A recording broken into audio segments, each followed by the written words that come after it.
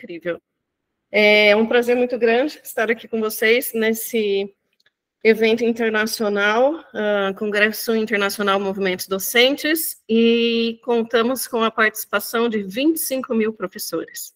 Então, que privilégio fazer parte desse evento, eu agradeço muito a coordenação pelo convite, e estou ansiosa para ouvir a apresentação de vocês nessa noite.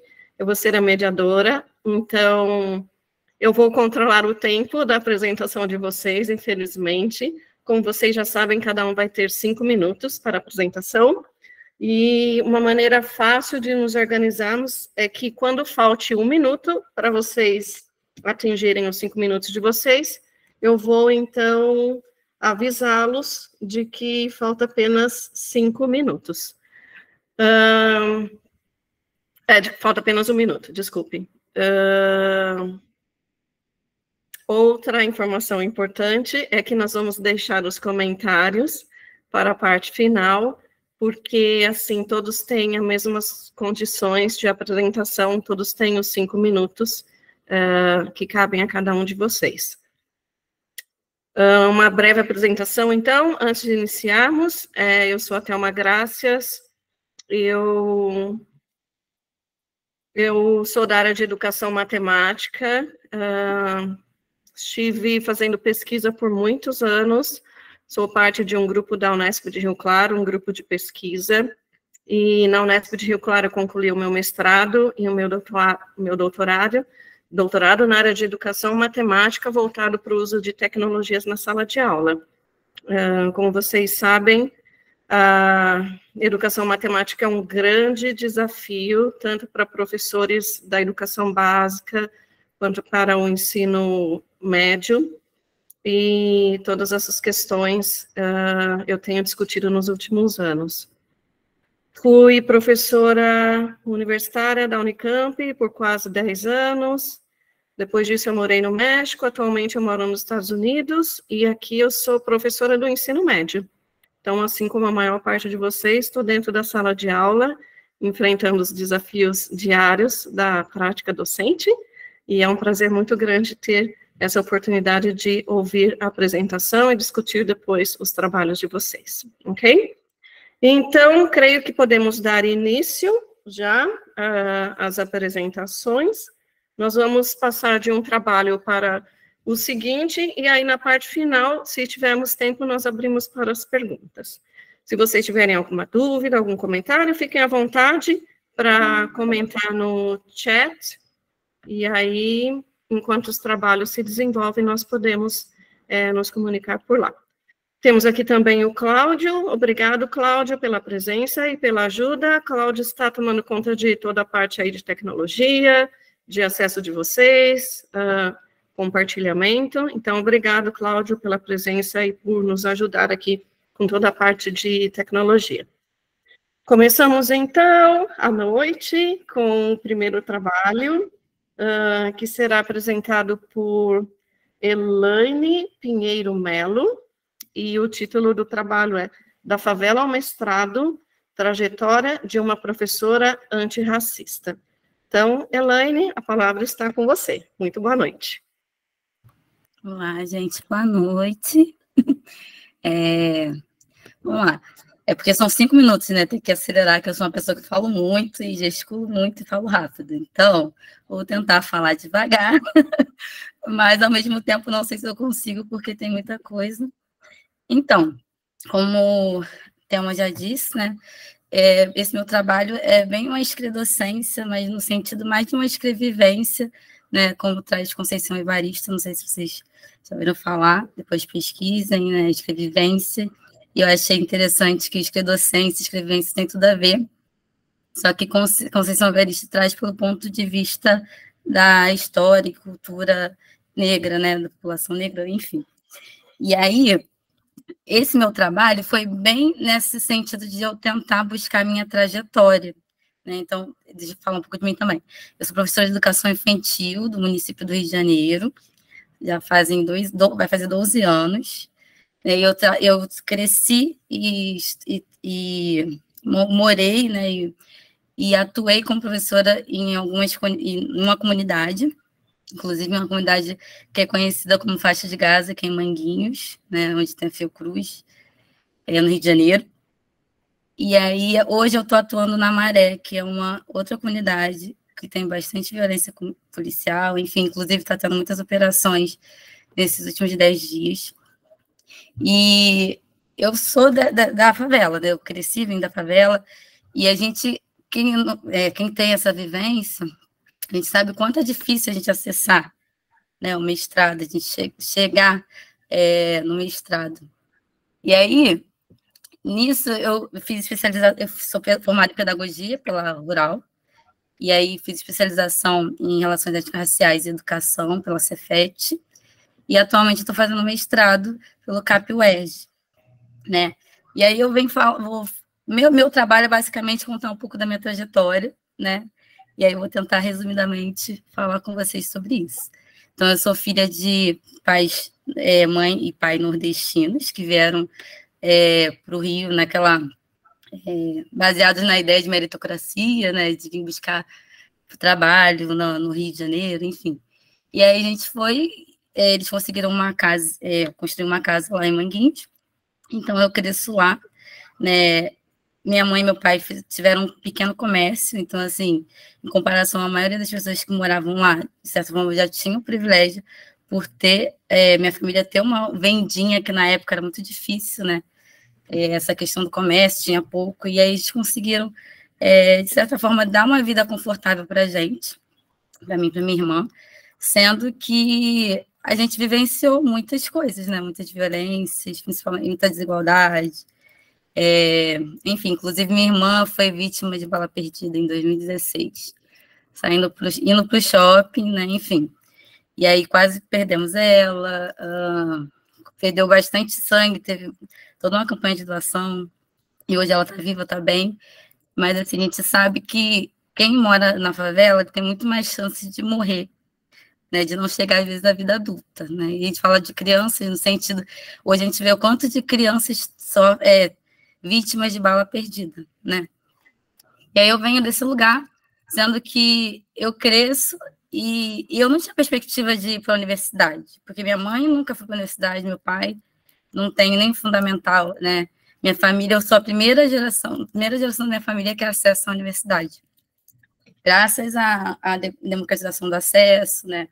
Enfim, ampliação que houve a partir também do Enem, né? Eu consegui acessar pelo Enem a universidade pública, sendo que eu saí do fundamental e as pessoas falavam de faculdade, eu falava, meu Deus, o que é isso? Eu nem sabia que era faculdade, não era uma expectativa para mim, não era uma realidade. Eu acabei indo fazer curso normal, porque uma professora me indicou e falou assim, olha, você podia fazer curso normal, enfim, aí eu fiz, acabei entrando, e lá eu formação com professores, né?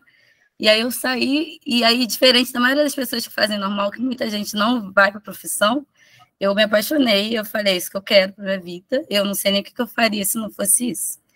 Um minuto, Elaine, você tem 1 minuto para concluir. Tá acabando, vou finalizar. Fui fazer pedagogia, né, enfim. E aí eu chegar na universidade, eu me deparo com uma realidade totalmente diferente da que eu via, que eu cresci. As pessoas eram diferentes, o jeito que as pessoas falavam era diferente, né, inclusive estereótipo das pessoas, era todo mundo muito branco, né? E na favela, a gente sabe que a maioria da população é negra, né? Pardos e pretos. E aí, eu ficava me questionando e fazendo isso. Por que essas pessoas que cresceram, que moram onde eu moro, não conseguem acessar? Porque eu fui a única da minha turma do 9º ano que conseguiu acessar a universidade pública. E aí isso foi crescendo em várias questões, né? Quando eu fui para a sala de aula, me deparei com muitas questões de falas de pessoas, falas racistas mesmo, que preconceituosas, tanto quanto a favela, quanto a questão negra, das pessoas negras. E aí isso foi me incomodando muito, e eu decidi estudar, né? E aí por isso que eu fiz especialização, até para me entender. E aí esse trabalho que eu fiz foi nesse sentido. Eu ia começar a escrever e falei, meu Deus, por onde eu começo? E aí eu lembro do filosofia Sankofa, né? Que traz essa ideia de a gente retornar ao passado, para a gente saber de onde a gente veio, para a gente se entender, para poder a gente ver para onde a gente vai, né?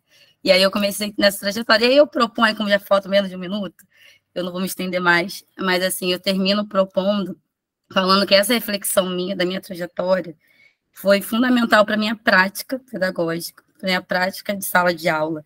A gente precisa refletir sobre a nossa história, sobre a nossa trajetória, que não foi contada, né? A gente tem uma educação ainda muito eurocêntrica, ainda, mais que a gente tente, ainda um pouco tradicional, no sentido de não ter, romper com alguns padrões, enfim.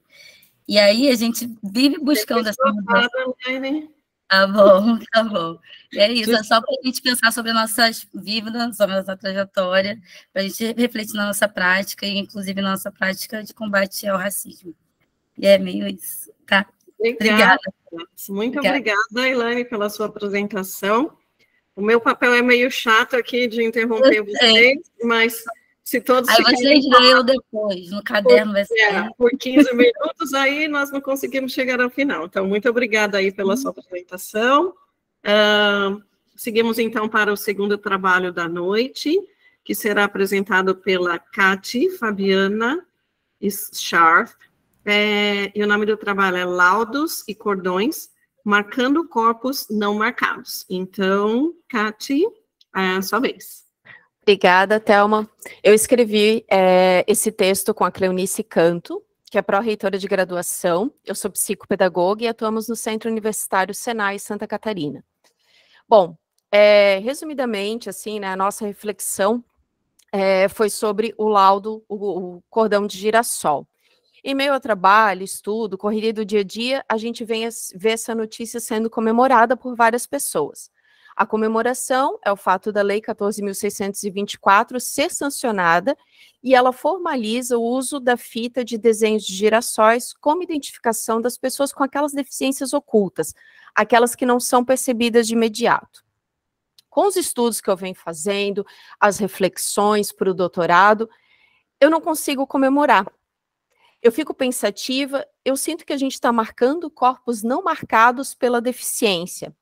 Além de separar as nossas pessoas por laudos, por deficiências, por sintomas, a gente agora faz mais uma marcação. E no meu sentimento, eu deixo de ver a pessoa e olhar para a deficiência, para a sua comorbidade, produzindo uma percepção de uma deficiência não percebida. Porque o cordão, ele não vai garantir o direito, ele não garante a empatia do próximo, ele está garantindo a marcação do corpo. Para que isso seja uma prática inclusiva, a gente não deveria estar olhando para a marcação do corpo, mas para a singularidade de cada um.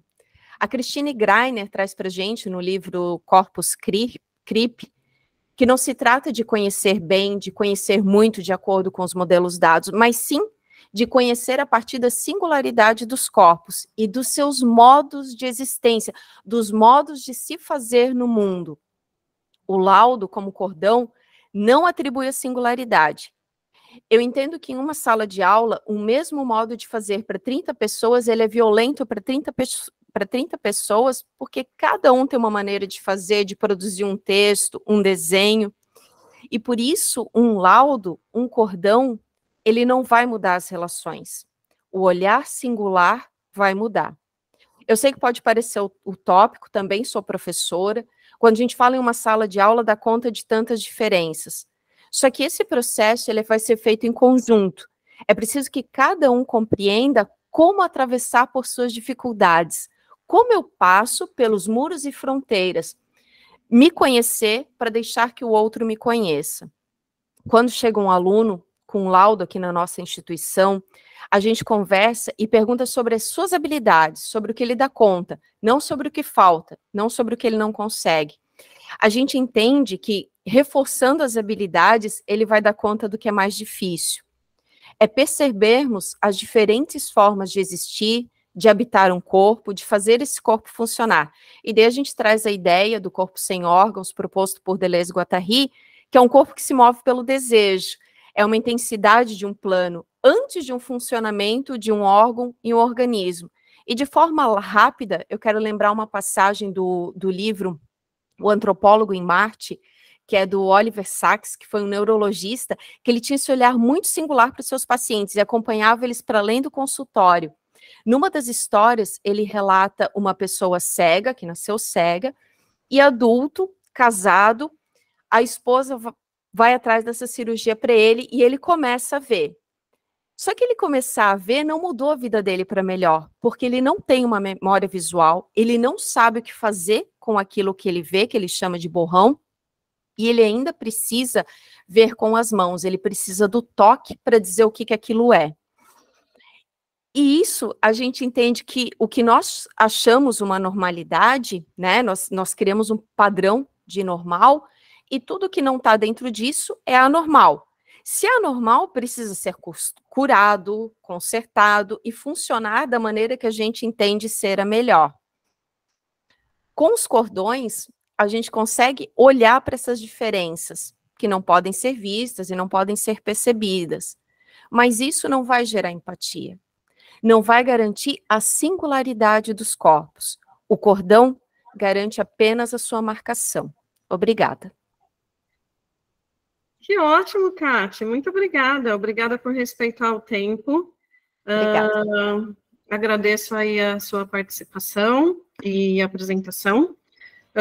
De novo, nada mais um lembrete, se você chegou aqui depois que nós iniciamos, nós vamos guardar as perguntas e os comentários para a parte final da nossa noite, porque assim, todos têm as mesmas condições de apresentação, ok? Então, agora, vamos ouvir a apresentação do Marcos Andrade Alves dos Santos, cujo trabalho se intitula O Cotidiano Escolar como Espaço de Construção de Direitos Humanos. Boa noite, Marcos. Boa noite, Thelma, aos demais, e é um prazer estar aqui no Congresso Internacional Movimentos Docentes. As questões relativas aos direitos humanos, elas atravessam a minha formação desde a graduação e licenciatura em Ciências Biológicas, quando entrei em contato com as questões de gênero, sexualidade e diversidade no ambiente escolar, através de um grupo de estudos que se chamava Grupo de Estudos sobre Heteronormatividade nas Escolas. Naquele grupo de estudos, analisamos alguns textos de Judith Butler, tentando articular uma reflexão sobre gênero na formação inicial de professores e, posteriormente, na formação continuada de professores que atuavam em escolas de ensino básico aqui no interior do Ceará. As questões de direitos humanos, é claro, envolvem um conjunto de outras questões, de outras diferenças, de outras desigualdades que precisam ser analisadas no sentido de compreender se os direitos humanos, tal como conhecemos, são suficientes no contexto social em que nós vivemos na sociedade ocidental. Alguns autores, por exemplo, analisam que os direitos humanos, tais como se estruturaram a partir da Declaração Universal dos Direitos Humanos, são insuficientes para recobrir algumas experiências sociais, especialmente aquelas que não chegam nem a se caracterizar como vida. Se nós tomarmos, por exemplo, as reflexões de Judith Butler sobre os corpos marcados pelo gênero e pelas sexualidades dissidentes, ou então, se nós tomarmos o debate sobre os palestinos, que é um debate que está em voga nesse momento, devido aos efeitos da guerra, nós poderemos perceber que algumas vidas não são qualificadas como vidas, que algumas vidas e alguns corpos não são alcançados pelos direitos humanos, tais como se estruturam em alguns debates hegemônicos. É por isso que o meu trabalho reflete na necessidade de um aprofundamento da noção de direitos humanos, para que algumas desigualdades, para que algumas disparidades entre a forma como esses direitos humanos se constituem, são acessados por alguns sujeitos, elas possam ser dirimidas, portanto. Como diz a Judith Butler, se certas vidas não são qualificadas como vidas, ou se desde o começo não são concebíveis como vidas de acordo com certos enquadramentos epistemológicos, então essas vidas nunca serão vividas nem perdidas no sentido pleno dessas palavras. É exatamente diante dessas reflexões que nós, como professores, devemos sempre nos estimularmos para pensar políticas pedagógicas que pensem o reconhecimento das diferenças, inclusive para aqueles corpos e aquelas vidas que não chegam a se enquadrar neste enquadramento que nós utilizamos para dizer o que é uma vida ou o que não é.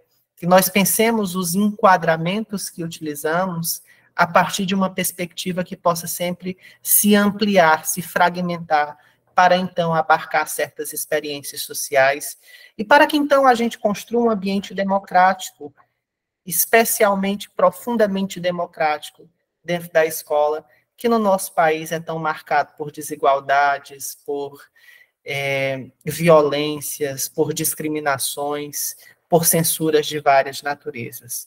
Com isso, é claro, não cabe culpabilizar os professores, como se somente os professores tivessem culpa pelos problemas da realidade escolar. É preciso ter clareza também dos movimentos políticos, econômicos, culturais, sociais mais amplos, que acabam incorporando-se na escola e construindo quadros sociais nos quais todos nós estamos envolvidos e a partir dos quais não conseguimos perceber certas singularidades na maior parte do tempo.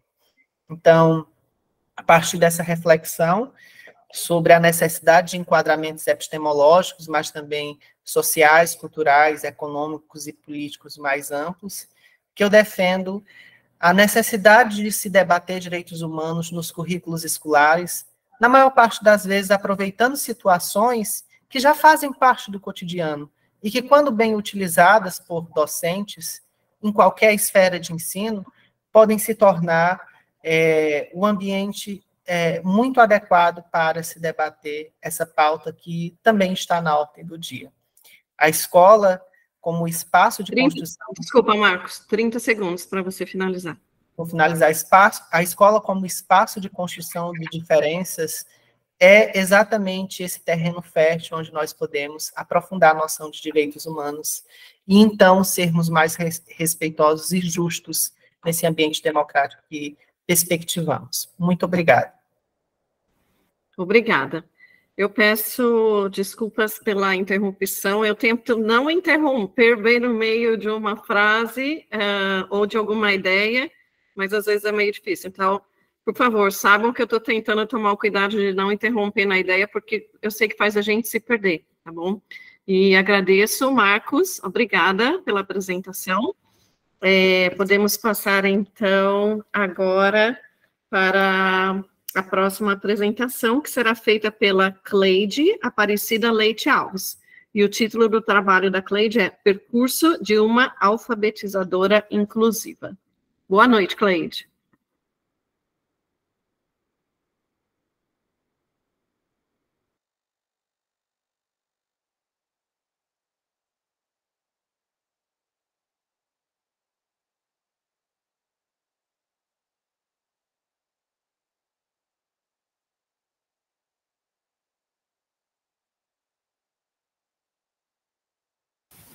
Seu microfone, Cleide, está mutado.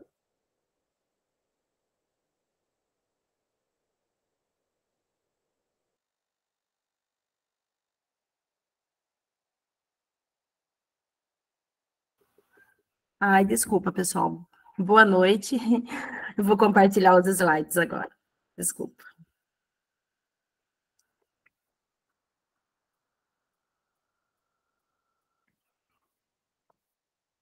Tudo certo agora, né?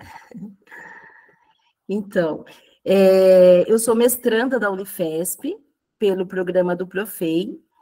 Minha orientadora é a Paula Carolei, e hoje eu estou aqui apresentando um pouquinho, né, do meu trabalho em sala de aula, assim, incentivada por ela, porque o tema do meu trabalho é jogos digitais como apoio à alfabetização inclusiva. E então, a primeira parte do meu trabalho está sendo eu pesquisar a minha própria prática mesmo, né? Tá refletindo sobre o que eu faço em sala de aula para estar pesquisando os autores e levantando uma reflexão, né? Então, o título desse trabalho que eu estou apresentando hoje é Percurso de uma Alfabetizadora Inclusiva, onde eu vou falar um pouquinho desse caminho, da minha prática como professora alfabetizadora. Então, eu tenho, assim, 21 anos de experiência, assim, do primeiro ao quinto ano, né? E, assim, tenho dado aula do primeiro ao quinto ano, algumas vezes de primeiro e segundo ano, e às vezes alunos maiores. E o que eu tenho visto é que muitos alunos chegam ao 5º ano, né, sem estar alfabetizados. E isso é uma coisa, assim, que deixa os professores muito tristes, né, com isso. Principalmente os alfabetizadores, que a gente quer estar ajudando todos os alunos, e muitas vezes a gente vê, né, a dificuldade que alguns alunos têm, e isso vai acarretando em defasagem, né, por toda a vida escolar dele. Então, acredito que aqui no 1º ano, já o professor possa buscar estratégias, né, para estar ajudando esses alunos.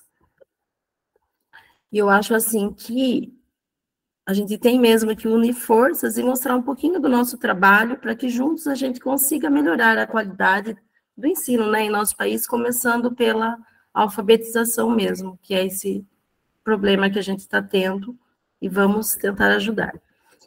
Então, eu vou falar um pouquinho da minha prática. Então, assim, no início, eu sempre faço avaliação diagnóstica dos meus alunos. Então, eu realizo a sondagem, né, para saber o nível de escrita que os alunos estão. Para, a partir daí, eu entender como eles estão pensando, né, essa sondagem é individual, então eu faço individualmente com cada aluno, para eu estar entendendo como que ele está pensando e poder ajudá-lo a mudar esse pensamento para que ele possa estar se desenvolvendo, né, nesse processo. Então, eu dito algumas palavras e uma frase, para eu estar avaliando o nível de escrita. Faço também uma roda de conversa, onde eu procuro descobrir os interesses pessoais dos alunos, o que eles gostam, o que eles sabem fazer. Aí eles fazem a apresentação dessas habilidades. Então, aqui é muito importante que eles adoram, né, estar mostrando o que eles sabem fazer, e uma forma de estar incluindo eles, né, no contexto ali da sala de aula, para que eles se sintam bem ali, tenham vontade de aprender.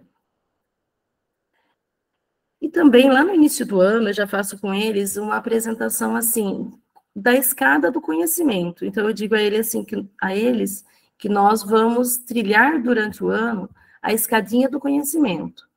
Então, a cada novo aprendizado, né, um pouquinho que eles vão avançando no processo de leitura e escrita, eles vão subindo essa escadinha. Então, é muito importante, porque durante o ano eu vou incentivando, parabenizando, que ele subiu mais um degrau, e eu acho que ajuda muito. 1 minuto, Cleide, para você concluir. Tá, nós usamos estratégias, diversas estratégias, não vou ler todas, senão não vai dar tempo. Vários recursos também, como jogos, vídeos, fantoches. Trabalhamos, inicio pelas vogais, associamos palavras, né, letras a imagens, trabalhamos sílabas com imagens, trabalhamos jogos que eu faço para trabalhar com os alunos, palavras, trabalhamos com caixas de histórias, jogos, leitura, muita oralidade, jogos, não só os jogos da internet, mas também procuro estar, sempre que possível, estar fazendo. Aqui na produção de texto, né, trabalho histórias de minha autoria, trabalho com um livro também que eu fiz com outros alunos para estar incentivando, né, eles a aprenderem, né, e fazerem seus próprios textos. Trabalhamos produções de texto, né, então eu acho assim, a metodologia, assim, a gente não tem que pensar qual metodologia é melhor, a gente tem que pensar que estratégias podemos utilizar. Seu né? tempo esgotou, Cleide. Estão brincando, tá. Então, aqui está meu contato. Só um momentinho.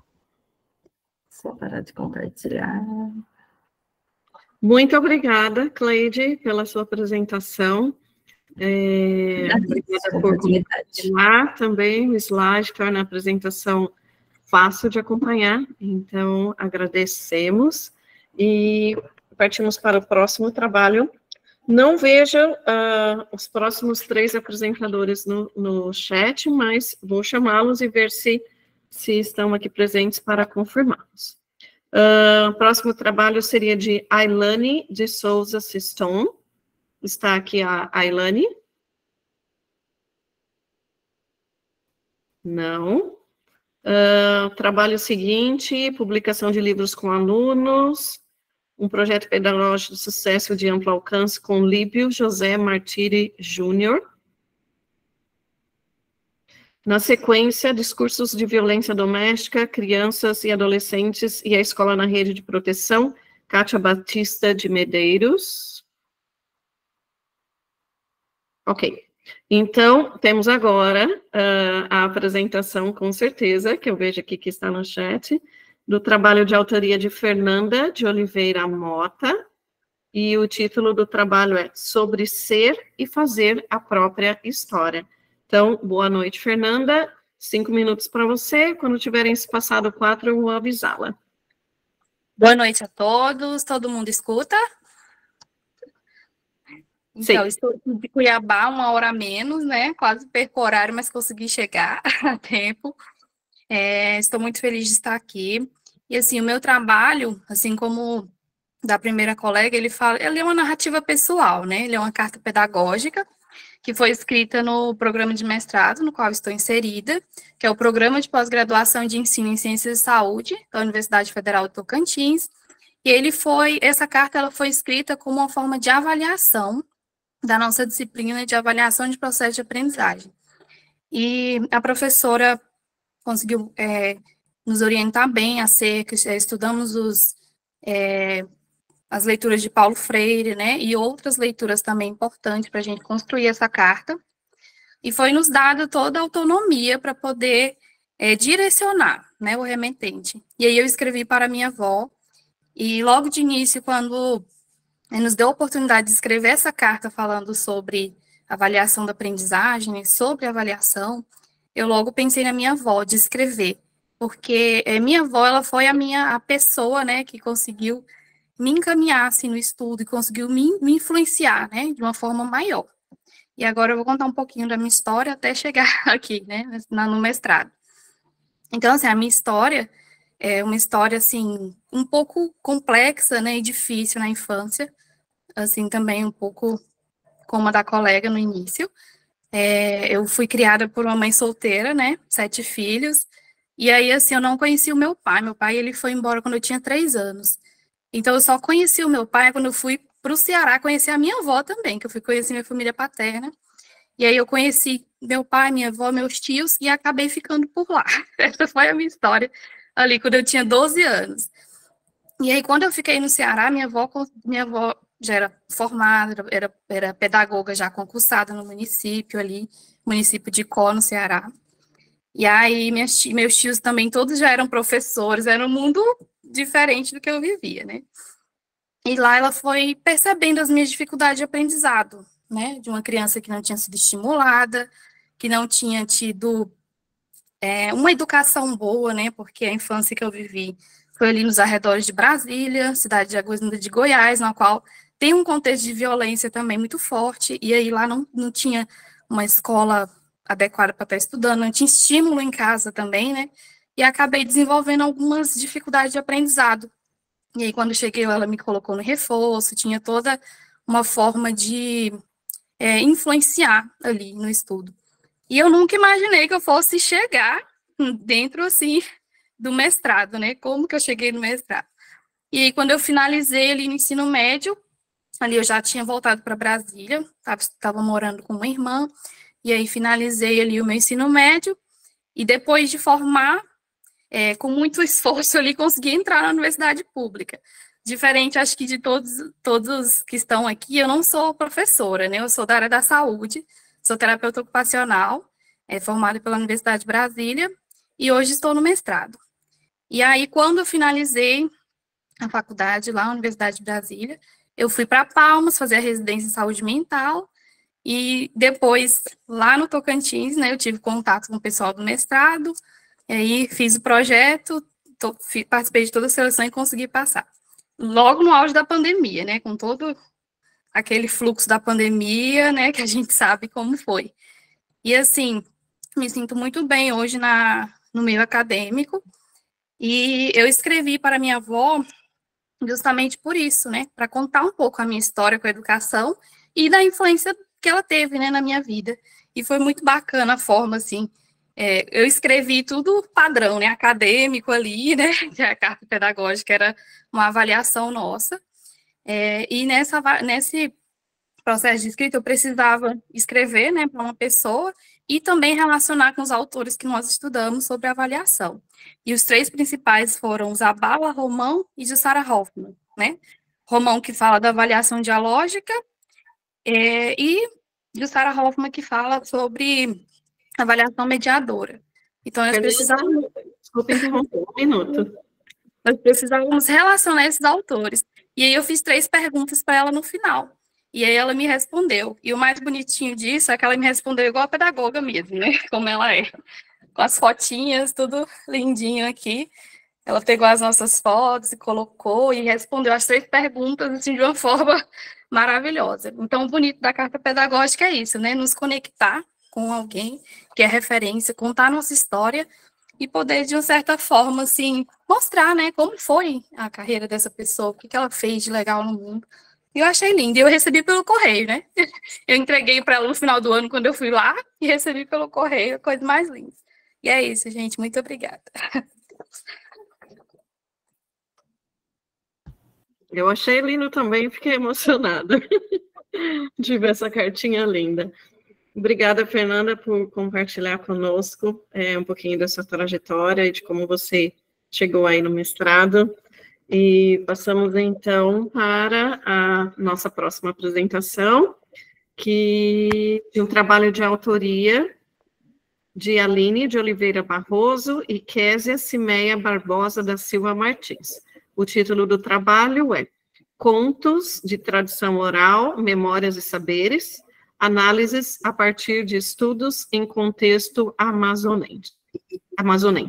Boa noite, Aline ou Késia, ou ambas. A palavra está com vocês. Boa noite. Estão me ouvindo? Sim? Opa, obrigada. Boa noite a todos. Eu sou a Aline, né? Eu sou aqui da Amazônia, né? Especificamente do município de Parintins. E o pouco do que eu vou falar é um estudo que é resultado do meu trabalho de conclusão de curso, né, que é realizado pela Universidade Federal do Amazonas, que é vinculado ao grupo de estudos e educação do campo territorialidades amazônicas, que é o FAM, né? Então, o meu estudo vai ser meu relato vai ser um recorte da composição teórica que corresponde a um dos objetivos da pesquisa, né, que envolve os contos de tradição oral e memórias e saberes culturais, e dando visibilidade ao contexto amazonense, né? Então, o ser humano, ele possui a capacidade, né, de transmitir os conhecimentos, né, que os registros escritos não são capazes, né, de dar conta. Então, estão presentes, esses saberes, esses conhecimentos estão presentes nas memórias, né, e no imaginário, e graças ao ciclo de tradição oral, esses conhecimentos são preservados e duram de gerações. Então, as tradições orais são frutos de ancestralidade, né, e são entrelaçadas a experiências pessoais e fortalecidas, não somente, né, para isso, mas também para estabelecer uma experiência memorável entre o narrador e o ouvinte. Então, Thompson, né, em sua obra em 1998, ele destaca que a história oral, né, principalmente os idosos, né, eles são fornecedores de informações muito importantes, né, para as gerações futuras. E essas informações são transmitidas, né, através das narrativas, né, e essas narrativas ocorrem em reuniões familiares, né, e dentro da comunidade, né. E a autora Esther, né, ela enfatiza a importância desses momentos, e é através dessas narrativas que a memória ela é exercitada, Então, Costa, um autor Costa, né, ele, em 2016, ele ressalta que a importância desse exercício é importante para os idosos. Então, os autores Thompson e Benjamin Walter, eles são autores que destacam muito em suas obras a história oral, pois eles defendem que é uma forma de preservação do conhecimento, né? E através das histórias orais é que pode-se compreender o presente, né? E o Walter Benjamin, né, ele destaca que as histórias orais estão desaparecendo devido às mudanças que ocorrem na sociedade, né? E é assim, nesse sentido que Bussata, ele destaca, né, que a contação de histórias é feita pelo membro mais velho da tribo. E é nessa busca que o autor Joaquim Barbosa, né, ele faz um mergulho justamente nas histórias amazônicas, presente nas vozes das experiências, que são as pessoas mais velhas da comunidade. E basicamente é isso que fala da pesquisa. Obrigada, Aline. Obrigada por respeitar aí o tempo. Obrigada pela apresentação. E vamos deixar os comentários para o final. Passamos, então, para o próximo trabalho, que será apresentado pela Silmara Cardoso de Lima Silva, e o título do trabalho é Culturas Negras e Indígenas na Educação Infantil, um relato de experiência pedagógica. Então, Silmara, a palavra está com você. Olá, boa noite. Vocês me ouvem bem? Tá ótimo. Bom, primeiramente, eu tive também problemas aqui com a tecnologia, eu estava no computador, travou tudo, eu tinha preparado slides com algumas imagens para mostrar a apresentação, mas tudo bem, vou na oralidade também, que é uma via importante. Eu sou doutoranda em Ciências Sociais e mestre em Educação pela Unifesp. O relato de experiência que eu trago é como professora de educação infantil na rede municipal de São Paulo. Foi um projeto desenvolvido ao longo de um semestre com uma turma de crianças de 4 e 5 anos de idade, em que a gente tinha por objetivo pesquisar sobre culturas existentes no Brasil. Né? E aí cada turma, pensando, partindo da ideia, né, da importância do protagonismo das crianças, cada turma escolheu qual lugar do país queria pesquisar. E a nossa turma decidiu pesquisar sobre São Paulo, né, o próprio município de residência. E aí nós, como educadoras, pensamos, bom, existem muitas São Paulos, né, nós podemos pesquisar sobre muitas coisas da cultura de São Paulo. E aí, o nosso projeto tem como principal objetivo trabalhar a partir da necessidade da implementação das leis 10.639 e 11.645, com a inclusão de história e cultura africana, afro-brasileira e indígena, né? E aí, no nosso caso, desde a primeira infância. E aí, então, a gente começou com uma pergunta, uma espécie de provocação para as crianças, que era, existem povos indígenas em São Paulo? E aí, começamos a realizar rodas de conversa com elas, incentivamos as crianças a levarem essa pergunta para casa, e espalhamos essa pergunta também pela escola, né? Então, pelas paredes da escola, as famílias chegavam e viam essa pergunta: existem povos indígenas em São Paulo? E aí ficamos um tempo trabalhando com essa pergunta, e a partir daí a gente foi apresentando alguns livros de literatura, principalmente de um autor chamado Olívio Jecupé, que é de São Paulo, né, que vive em São Paulo, numa comunidade, a comunidade dos Crucutu, na zona sul de São Paulo, e ele produz literatura infantil, e aí a gente foi apresentando esses livros, mas ainda sem dizer que ele era de São Paulo. E aí, depois de um tempo, a gente revelou para as crianças, né, esse autor vive em São Paulo, vive na mesma cidade que nós. E aí, a partir das obras dele, foi possível visitar um pouco sobre as culturas infantis e indígenas, foi possível desconstruir alguns estereótipos, como a ideia de que os povos indígenas não existem no presente e só no passado, ou a ideia de que os povos indígenas são todos iguais. Então, foi um mergulho sobre culturas indígenas em São Paulo.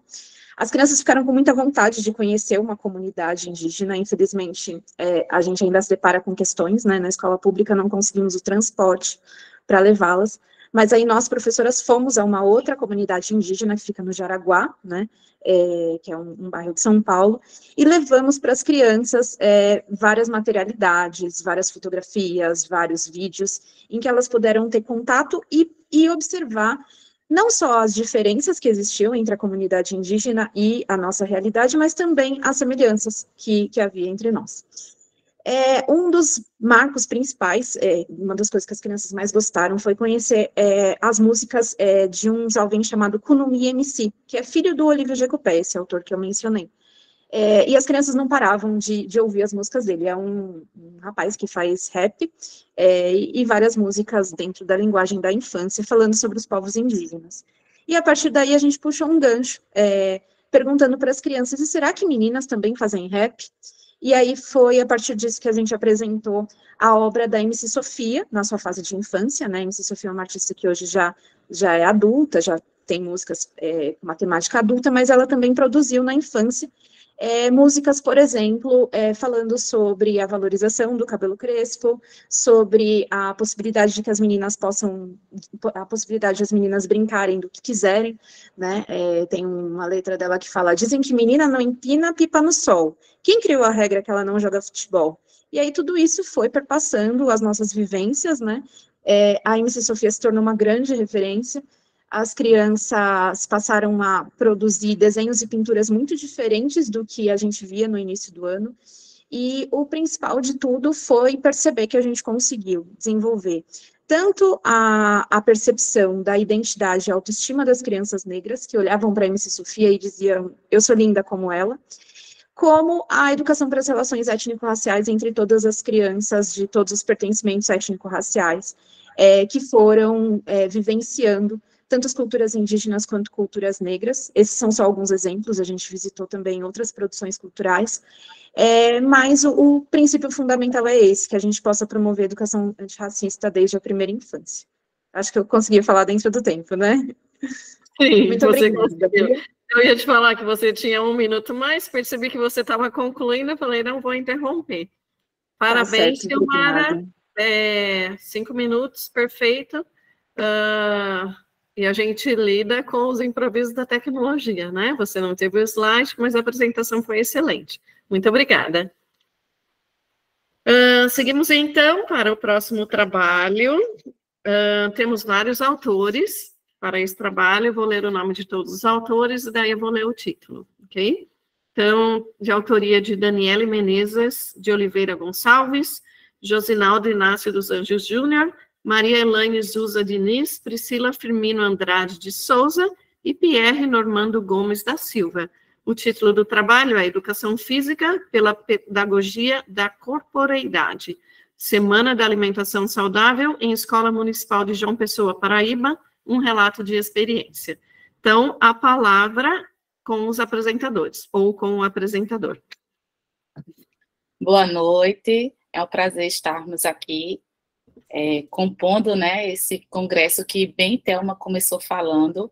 É um excelente, maravilhoso congresso e nos dá muitas oportunidades de ampliar nossos pensamentos e melhorar nossas práticas pedagógicas.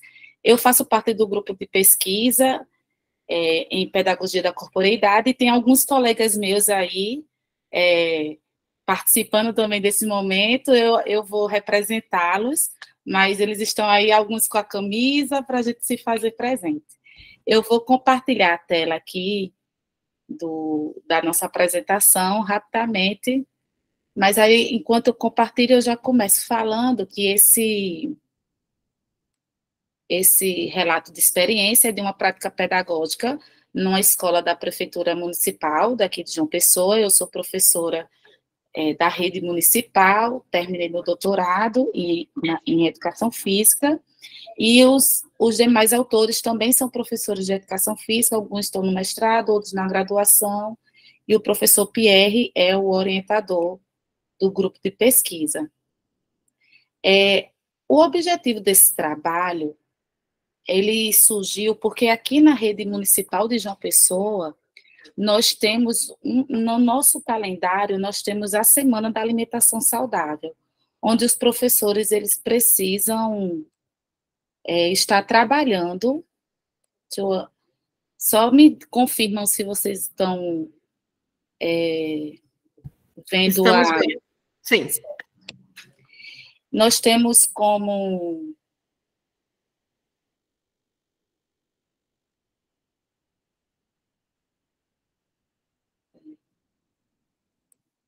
Eu acho que eu vou compartilhar em PDF. Melhor, né?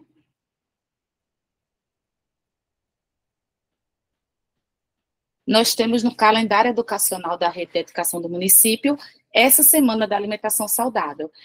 Sabendo que a gente precisa trabalhar esse conteúdo, nós também percebemos que a escolha alimentar dos estudantes, no momento do intervalo, estava muito aquém. Muitas vezes eles deixavam de se alimentar com a merenda e traziam muitos produtos ultraprocessados ou até compravam, né?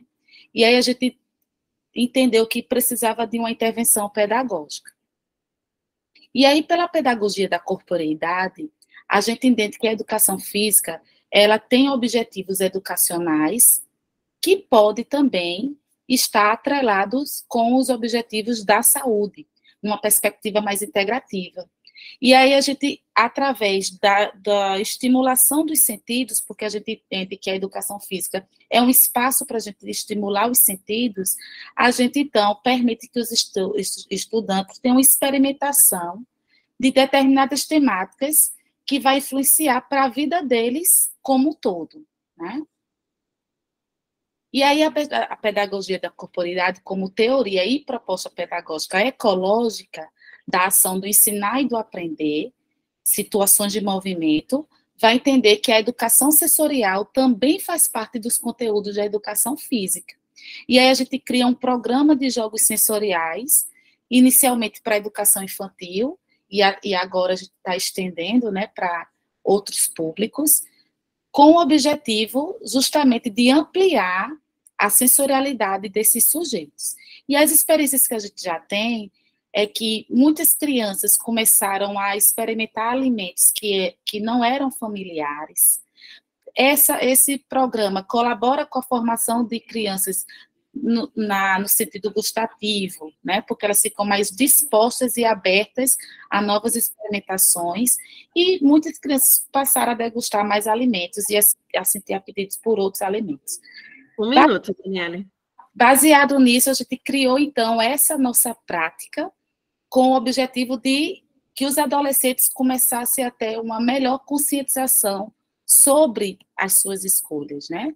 E aí também me juntei à professora de ciências da escola, aplicamos um questionário e também a gente fez nossa aula no sentir, reagir e refletir, que é a proposta, a pedagogia da corporeidade entende como deve ser a nossa prática pedagógica.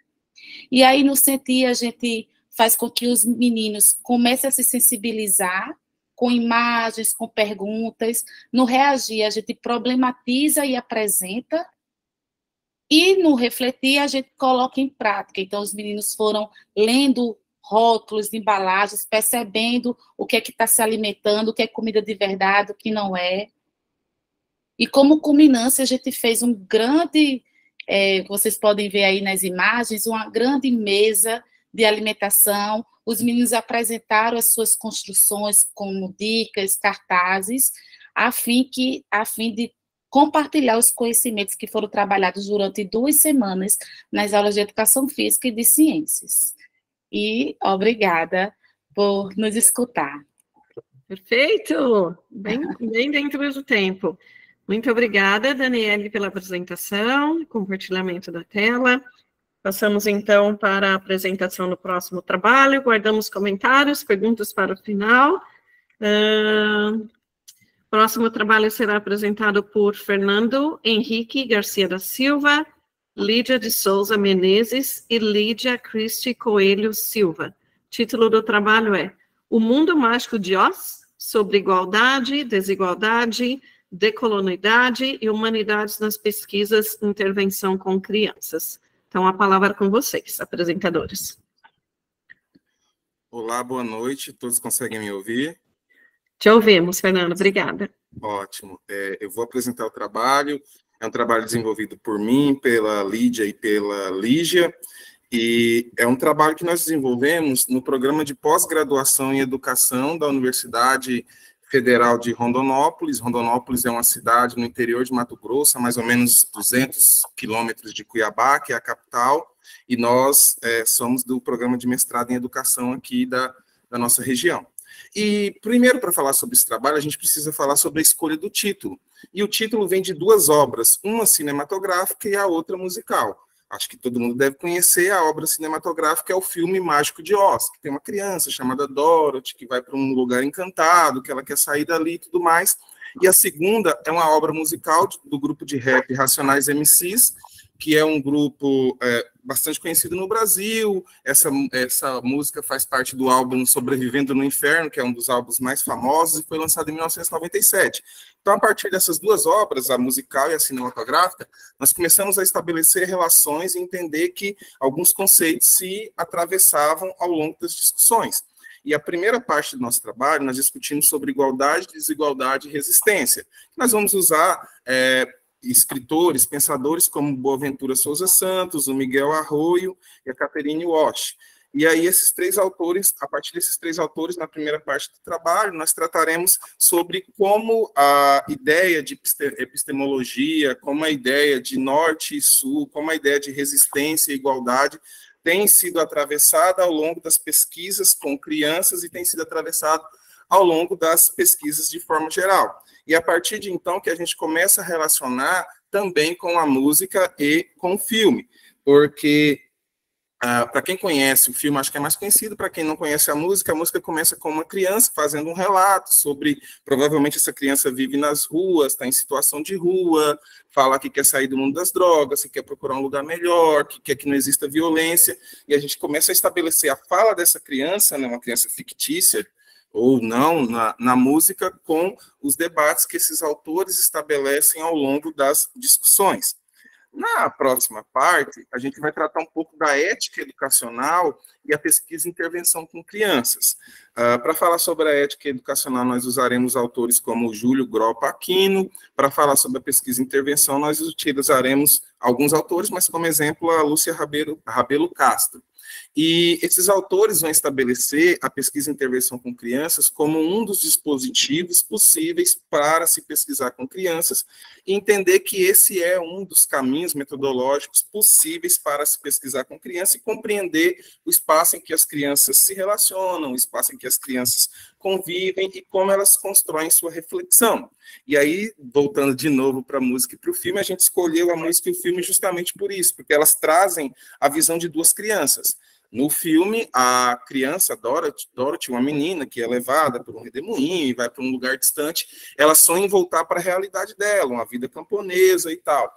Já na música, essa criança sonha em sair da realidade que ele está inserido, ele sonha em um mundo melhor, um mundo que não tenha violência, enfim, que não tenha todos os problemas em que ela está submetida naquele momento. E, a partir disso, nós usamos esses autores para estabelecer esses debates e uma das nossas reflexões é que é possível, sim, fazer debates e reflexões em que atravessem tanto pelas músicas, tanto pela pesquisa e intervenção com criança, tanto por pensar igualdades e desigualdades, e também para poder relacionar com a nossa prática educacional. A professora Lídia, que colaborou no texto, é professora pedagoga, a professora Lígia é professora de inglês, eu sou professor de história, então nós falamos apesar de estarmos no mesmo programa de pós-graduação, nós falamos de olhares diferentes, e esses olhares diferentes nos chamaram a atenção para pesquisar e analisar como as crianças podem pensar o universo em que estamos inseridos, e nesse caso nós utilizamos essas duas obras. Em resumo, é isso. Deu tempo? Sim, eu ia falar 1 minuto. Ai, tá bom, dentro do tempo. Deu perfeito, Fernanda. Parabéns pela apresentação, pelo trabalho. Obrigada.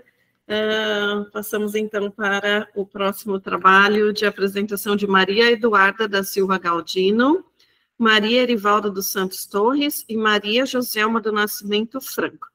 Trabalho intitulado A Afetividade no Processo de Ensino e Aprendizagem no primeiro ano dos anos iniciais do ensino fundamental. Então, passo a palavra aos apresentadores. Boa noite, pessoal. Meu nome é Maria Eduarda, eu sou graduanda do curso de Pedagogia na Universidade Federal de Pernambuco, Centro Acadêmico do Agreste. Joselma vai apresentar aqui o PDF para vocês, o slide. Iniciando, esse trabalho é fruto de uma pesquisa na disciplina de Pesquisa e Prática Pedagógica na Universidade Federal de Pernambuco, que tem como título A Afetividade no Processo de Ensino-Aprendizagem no primeiro ano dos anos iniciais do ensino fundamental, que tem como autora eu, Maria Erivalda e Maria Joselma. Ele apresenta como objeto de estudo a afetividade no processo de ensino-aprendizagem. Aí tem como questão norteadora que é qual a contribuição da afetividade no processo de ensino-aprendizagem.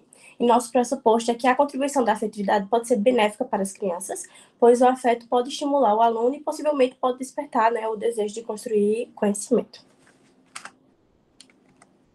Tem como objetivo geral compreender a contribuição da afetividade no processo de ensino e aprendizagem em crianças do primeiro ano do ensino fundamental, e como objetivos específicos analisar como se dá o desenvolvimento dos laços afetivos, e 2, identificar de que forma a afetividade contribui no ensino e aprendizagem da criança.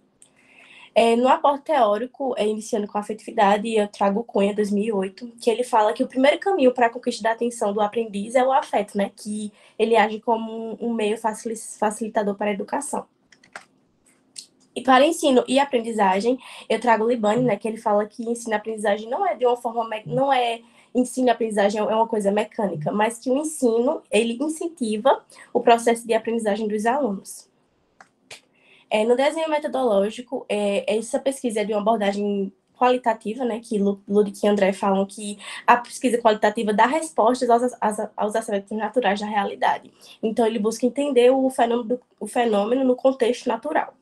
E nosso campo de pesquisa foi uma escola no município de Caruaru, que será chamada de Beija-Flor. A participante dessa pesquisa será identificada como Sara. E esse estudo aconteceu no segundo semestre de 2023. Na minha análise de dados, tem como a percepção de como os laços afetivos se desenvolvem na sala de aula.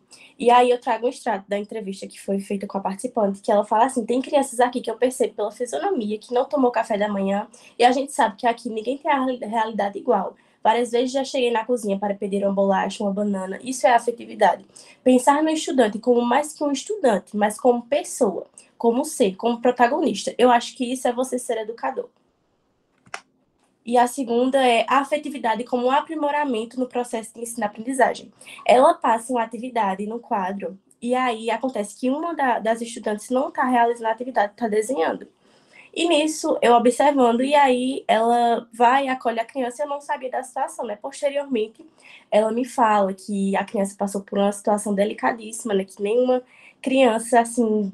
Para uma pessoa adulta já é difícil, imagina para uma criança que a mãe dela havia sido assassinada e que, assim, havia uma sensibilidade, né, da professora, logicamente, porque ela poderia muito bem deixar para lá e falar que ela parasse de desenhar e que ela voltasse ao que estava sendo proposto. A nossa questão problema, né, que como a contribuição da afetividade no processo de ensino-aprendizagem, em consonância também com o nosso objetivo geral, que é compreender a contribuição da afetividade nesse processo, a gente ressalta, né, que a afetividade é um facilitador, que ajuda na construção do saber da criança. E temos nosso pressuposto confirmado, né, que a contribuição da afetividade pode ser benéfica para as crianças, pois o afeto ele pode estimular o aluno e possivelmente ele vai despertar o desejo de construir conhecimento, pois a afetividade não é apenas um aspecto tangencial, né, da educação, mas sim um pilar fundamental que merece uma atenção contínua. E as evidências indicam que a gente ao cultivar um ambiente afetivo, isso vai ter uma motivação intrínseca e a resiliência, a capacidade de enfrentar novos desafios. Então, isso vai dar uma força para que a criança, sentindo aquele laço, sentindo aquele vínculo, vai facilitar nesse processo. É isso. Obrigada pela atenção. Obrigada, Maria Eduarda. Apresentação dentro do seu tempo previsto aqui. Então, agradeço a apresentação, trabalho seu e dos colegas.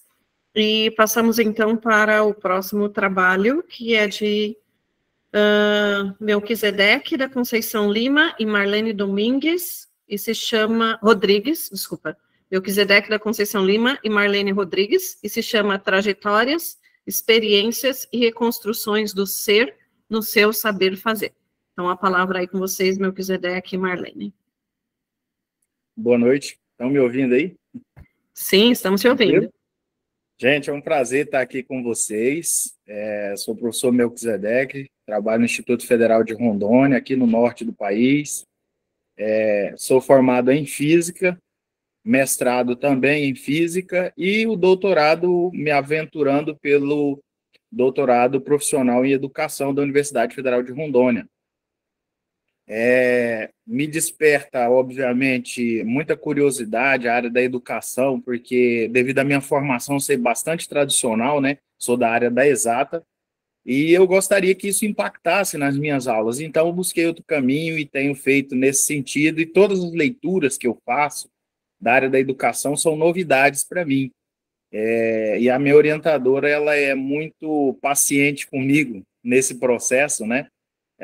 Porque um físico está estudando a área da educação, de certa forma, as leituras são novidades, são complexas e a gente precisa avançar. O que eu acho interessante é que os trabalhos aqui apresentados de várias regiões do país, né? E o meu trabalho vem de encontro bastante, assim, com o trabalho da Elaine, né? Da favela ao mestrado, que é uma história de vida dela, né? E o meu trabalho fala um pouco disso.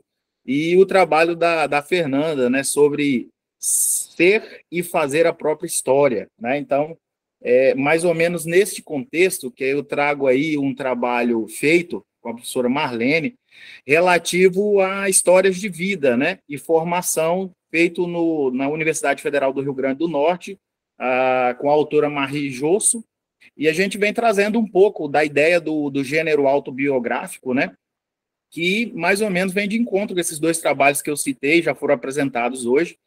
Josso destaca aí que essa técnica ela foi desenvolvida na França aí na década de 80, né, e ela tem papel fundamental no âmbito nacional e internacional, na perspectiva aí das histórias de vida e formação. Quais os impactos disso, né, da história de vida dentro da perspectiva da formação continuada e formação pessoal.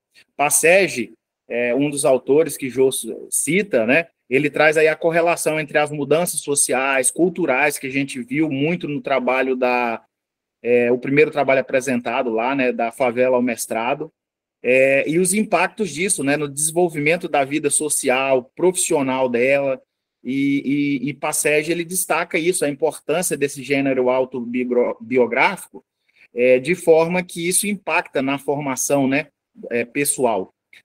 Entre outras situações, eu gostaria de destacar, assim, sobre história de vida mesmo, né, que é possível interrelacionar, né, a vida prática e pessoal com novas conquistas e frustrações também, né? A gente se coloca num planejamento da nossa carreira profissional, e às vezes a gente se depara com situações, né, bem diferentes daquilo que a gente gostaria que fosse, como no primeiro trabalho citado da colega lá, da favela ao mestrado. Então, são frustrações também que a gente passa e que a gente não pode deixar isso se interpor como barreira nesse processo de formação profissional. O autor Edgar Morin, ele destaca que argumenta, né, reflexões, né, sobre a experiência de vida e o que isso impacta dentro da formação da nossa identidade profissional, da nossa identidade como educador e dentro da cultura, né, da educação, principalmente em tempos modernos, né? A gente passa aí por várias transformações e impactos da sociedade. E dentro disso aí, como último recurso, eu falo do autor Delors, que ele fala sobre os 4 pilares da educação no século XXI. O primeiro desses pilares é o saber conhecer, né, que corresponde a aprender e aprender induzindo no exercício da memória. O segundo pilar, ele traz que é o saber fazer, que revela como a organização das experiências de vida, ela pode alicerçar a prática do trabalho no dia a dia. E o terceiro pilar da educação é o saber conviver com o outro, que abrange as relações vividas no âmbito dos seus ofícios de trabalho. E por último, para finalizar, é o último pilar, né, que eu acho que é o mais importante, faz parte do título do trabalho, que é o saber ser, que permeia esses 3 pilares supracitados, né, mas ele também entra a ética, a moral, o respeito, a lealdade, a honestidade, que evidencia rotinas dos fazeres e das convivências naturais das nossas formações. E, por fim, para finalizar, que nós estamos dentro do prazo aí, a Josso, ela destaca que a questão da autobiografia, o olhar para o passado, de onde viemos, ele está pautado na construção e na reconstrução, na ressignificação da nossa formação, e isso impacta de forma eficiente nas nossas práticas no dia a dia. Gostaria de falar muito mais sobre isso, mas o tempo é muito curto para um assunto um pouco complexo. Obrigado. Obrigada, Melquisedeque. Eu concordo com você, o tempo é muito curto para abordarmos temas tão interessantes e pertinentes, e agradeço aí o esforço para se manter dentro do tempo e por ter se mantido dentro. Você viu o alarme? Acabou de disparar aqui. Por ter se mantido dentro do tempo. Então, parabéns, muito obrigada. Passamos agora para o trabalho do Wellington Soares de Lima e Lourdes Aparecida Della Justina, que se intitula Sexualidade e Gênero no EMPEC em Redes. Wellington e Lourdes, a palavra está com vocês. Boa noite. Olá, gente, boa noite. Deixa eu só colocar os slides aqui rapidinho.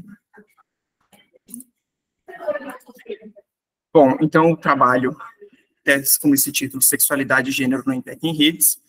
O EMPEC, na verdade, ele foi um evento que aconteceu de forma online em 2021, devido à pandemia, né? Então, o EMPEC, ele é o Encontro Nacional de Pesquisa em Educação e Ciências, e ele é um evento que geralmente acontece de 2 em 2 anos, é um dos principais eventos da área de educação e ciências, e acontece que nesse momento pandêmico acabou que ele aconteceu mediante essa forma online.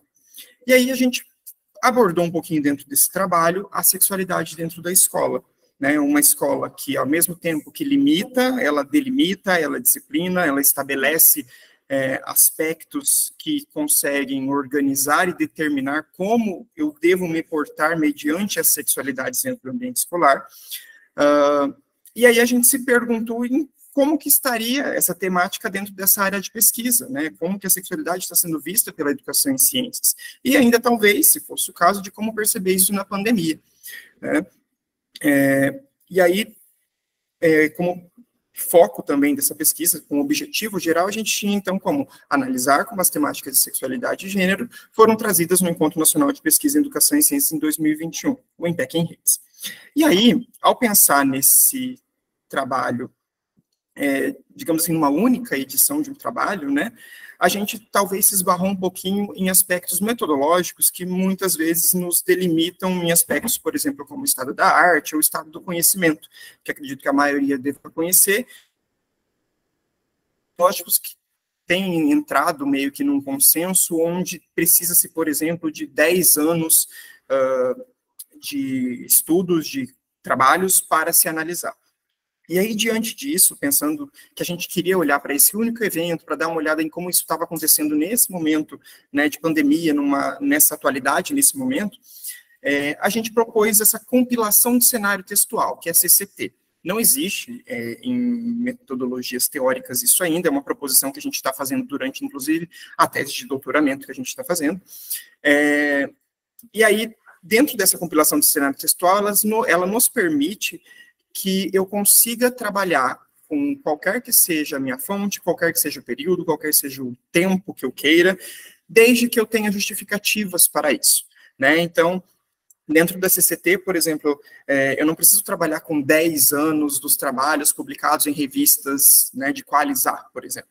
Não, eu posso trabalhar de 2 anos, de 1 ano, de 5, pode ser de 10, pode ser de 20, mas desde que eu delimite e especifique e diga aos leitores a justificativa de se estar usando esse período. Então, o recorte temporal ele tem um motivo e ele precisa aparecer dentro dessa compilação do cenário textual. Diante disso, dentro desses trabalhos que a gente olhou todos do IMPEC que abordava essa sexualidade, a gente olhou para eles os objetivos, o objeto sujeito de pesquisa, as estratégias e recursos, e fizemos um panorama geral.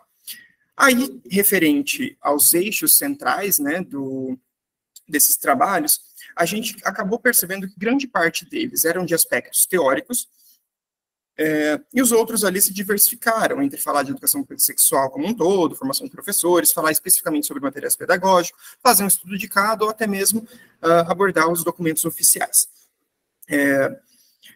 Dentro das questões de objetos e sujeitos de pesquisa, o que condiz com o quadro anterior, no qual diz que a gente teve trabalho de natureza teórica, automaticamente a gente também teve objetos de pesquisa muito voltados, por exemplo, para as publicações científicas, né? Mas a gente teve aspectos que foram voltados para estudantes da educação básica, para professores, livro didático, documentário, sujeitos no ambiente escolar, livro de ocorrência escolar, documentos legais, boletim de eugenia e grades curriculares. Então, a gente teve um arcabouço um pouco amplo desses sujeitos e objetos de pesquisa, né? E aí, o que mais a gente também queria pegar era saber o que os professores estão usando dentro da educação para trabalhar com essa temática, né? O que está sendo abordado, como está sendo abordado, que materiais, que estratégias estão abordando. E aí a gente percebeu que dentro de um evento de educação em ciências, que priorizava, né, essa discussão de formação, acaba que a maioria dos trabalhos não apresentam recursos e estratégias didáticas, né? Então, acaba que, às vezes, isso ficou faltando no sentido de apresentar como isso pode ser trabalhado dentro do ambiente escolar. E aí a gente apontou como um todo, ao ler todos esses trabalhos, que a gente avançamos, porque nós não estamos mais estagnados em aspectos biológicos, então mesmo o aspecto da área de ciências da biologia, a gente não está mais discutindo a sexualidade apenas no âmbito biológico. As discussões de gênero, ela tem mostrado muita defesa das mulheres e problematizando muitas práticas sociais. Tem sido apontado também muitos estudos de pessoas trans e que a biologia pode vir a contribuir muito para esses estudos. E aí o que eu já falei sobre a necessidade de ter mais recursos e estratégias para uma prática, né? E aí, no geral, não houve trabalhos, assim, numa crescente, que demonstrassem aspectos pandêmicos relacionados à pandemia. Seria esse meu trabalho, muito obrigado pela oportunidade, desculpa aí se acabei passando uns segundinhos. Obrigada, Wellington, pela apresentação, clareza aí. Nós chegamos, então, ao final da apresentação dos trabalhos da noite de hoje, e temos aí 5 minutos disponíveis para perguntas, então fiquem à vontade para colocar qualquer pergunta que vocês tenham no chat, e aí eu posso fazer a mediação aqui das perguntas. Já de antemão, enquanto esperamos pelas perguntas, se tiver alguma, gostaria de agradecer a participação de cada um de vocês e parabenizá-los. Parabenizá-los pela clareza, pela capacidade de síntese, porque 5 minutos é muito pouco tempo para falarmos de temas tão importantes, relevantes e com profundidade. Muitas vezes é impossível em 5 minutos, mas agradeço aí e parabéns pela capacidade de síntese de cada um de vocês. Também parabéns pela capacidade de driblar aí os problemas técnicos ou com as tecnologias. Eu amo, gente, trabalhar com tecnologia, sou professora do ensino médio e eu gosto muito de usar tecnologias da minha sala de aula, e a gente está na sala de aula sabe que às vezes não funciona, né? Também na apresentação às vezes não funciona, algumas pessoas não puderam compartilhar a tela, e mesmo assim puderam fazer a apresentação de forma eficiente. Então, parabéns aí para todos vocês. Falando sobre tecnologia, eu acho incrível essa possibilidade do evento online. Se o evento fosse presencial, eu não poderia fazer parte dele, então, pelo fato de ter sido online, aí à distância, eu amo fazer parte de eventos científicos e por conta de eu não estar aí próxima, no Brasil, dificulta um pouco a minha participação, então, por ser online e contarmos com a tecnologia, isso facilita a troca de experiência e a apresentação das ideias. Gostaria de falar rapidamente sobre a diversidade de temas.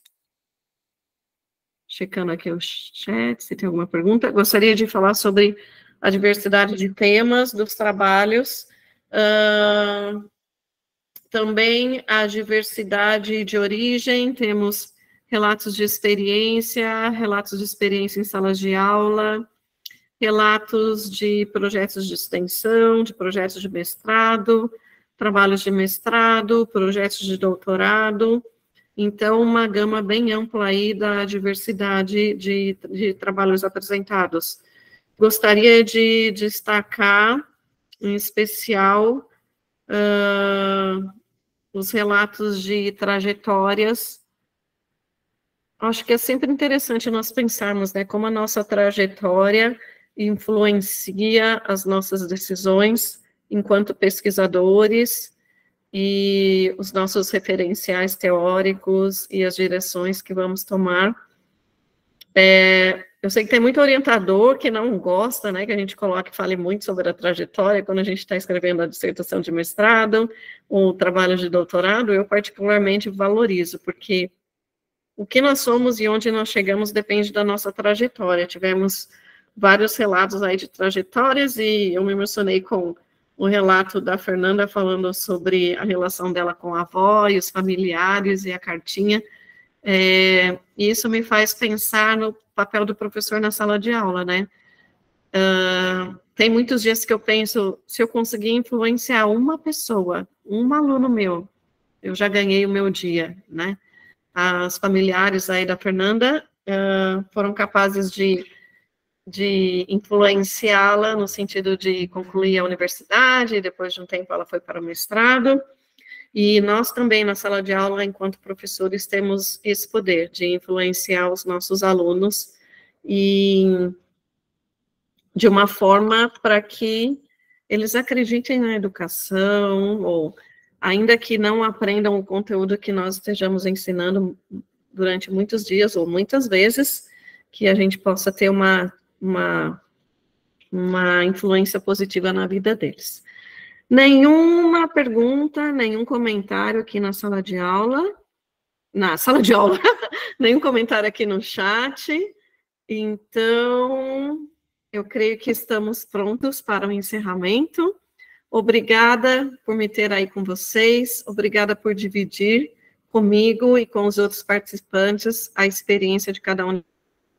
Sou uma super valorizadora do trabalho de cada um de vocês, quer seja com pesquisa, quer seja em sala de aula. Agradeço o trabalho de vocês na escola, um trabalho muito desafiador, mas muito recompensador também. Então, obrigada a todos, desejo uma boa noite e nos encontramos aí, ano que vem, no Congresso Internacional Movimentos Docentes, ou em outros congressos por aí. Será um prazer revê-los e encontrá-los. Muito obrigada e boa noite. Boa noite a todos, gente. Tchau, tchau. Tchau, tchau. Abraço, gente. Tchau.